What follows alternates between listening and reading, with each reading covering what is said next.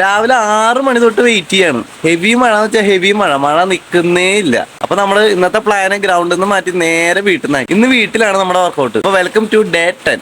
പോയാൽ നമുക്ക് ഇന്നത്തെ വർക്കൗട്ട് സ്കിപ്പിങ്ങിലാണ് നമ്മൾ സ്റ്റാർട്ട് ചെയ്തേട്ടാ. സ്കിപ്പിങ്ങിൽ നമ്മൾ 300-ന്റെ 3 സെറ്റ് ചെയ്തു.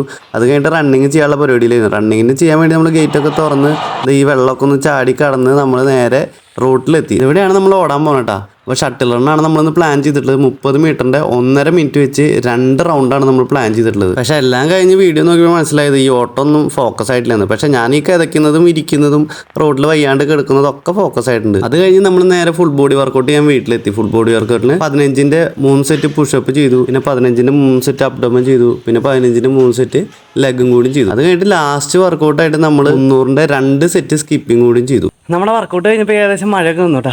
കൊള്ളായിരുന്നു. ഇന്ന് നമ്മൾ ഷെഡ്യൂൾ വെച്ച് തന്നെയാണ് പോയത്. നമ്മൾ ഓൾറെഡി ഇന്നത്തെ വർക്കൗട്ട് തന്നെയായിരുന്നു. അല്ലാണ്ട് മഴ പെയ്തുകൊണ്ട് നമ്മൾ വീട്ടിൽ വേറെ വർക്കൗട്ട് സെറ്റ് ചെയ്യുക അങ്ങനത്തെ പരിപാടികളൊന്നുമില്ല. ഒരു വീക്കിലേക്കുള്ള വർക്കൗട്ട് നമ്മൾ ഓൾറെഡി പ്ലാൻ ചെയ്ത് വെച്ചിട്ടുണ്ട്. അപ്പോൾ ആ വർക്കൗട്ട് തന്നെയാണ് ഓരോ ദിവസവും നമ്മൾ പോവുക. അപ്പോൾ അതിൽ ഒരു മാറ്റമില്ല. മഴ ഉണ്ടെങ്കിലും വെയിലുണ്ടെങ്കിലും ഒന്നും ഒരു മാറ്റമില്ല. നമുക്ക് എന്തെങ്കിലും പേഴ്സണലി വയ്യാണ്ട് വേറെ എന്തെങ്കിലും ഇഷ്യൂസ് ഉണ്ടെങ്കിൽ മാത്രമേ നമ്മൾ അതിനൊക്കെ സ്റ്റോപ്പ് കൊടുക്കുള്ളൂ.